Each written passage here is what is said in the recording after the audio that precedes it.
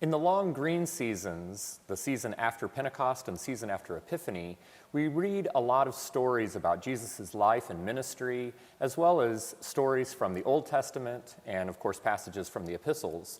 And unlike the birth narrative and the visitation of the Magi and even Jesus' baptism, those are stories we read every year. But in the long green seasons, we often will read stories that we only get once every 3 years in our 3-year lectionary cycle.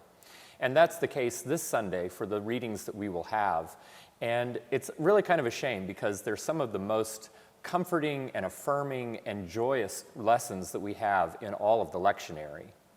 After the people of Israel had been in captivity in Babylon for many years and were returned back to Jerusalem, they were living at a time where they were trying to reorient themselves in their home base, in their own home. And they had lost the Torah, they had lost the rabbinical law that was given to Moses, and didn't even really know that they had lost it. But while they were doing some temple renovations, they ran across it. They found the old Torah, and this was a big deal. And they organized this really big festival where they were going to read the Torah for the first time in generations. And the reading that we have from Nehemiah that accounts this first reading of the Torah after the Babylonian captivity, the people are overwhelmed and they're weeping at hearing these words that of course their ancestors would have lived by. And there's the implication that they were weeping out of the momentousness of the moment, but also out of a realization that they weren't following God's law, not purposefully, but because they didn't know what God's instructions for them were.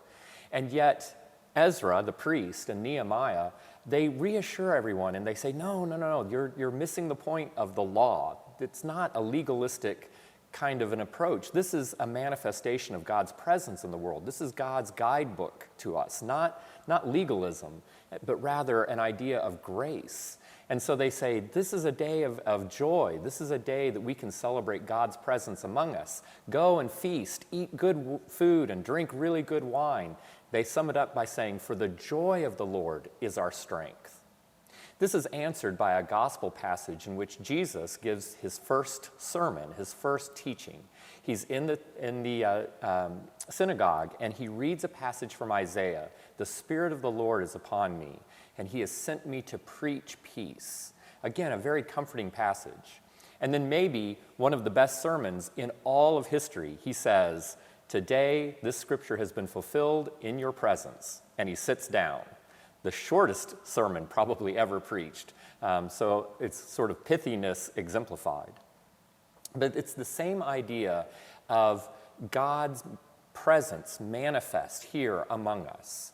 So we have these beautiful and very rich readings that we will, of course, then echo throughout all of our hymns and prayers and choral music. The sequence hymn that hinges between these two readings, the reading from Nehemiah and the reading from Luke, is a text, "Blessed Jesus, at thy word we are gathered all to hear thee." And it's a German chorale, and it's very, very easily sung.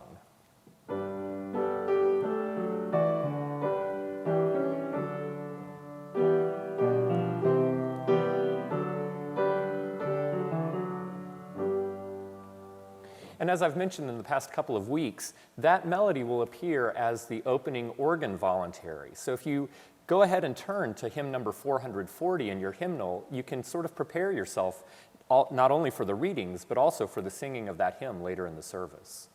The choir will be singing a very powerful anthem by the English composer Edward Elgar. Elgar spanned the late 19th and early 20th century, kind of late Victorian and Edwardian England. And this is this big orchestrally conceived anthem setting those words from Isaiah that Jesus read in the synagogue. The Spirit of the Lord is upon me because he hath anointed me to preach the gospel to the poor. Very, very comforting words that Elgar uses this expansive canvas to paint. Really, really moving music.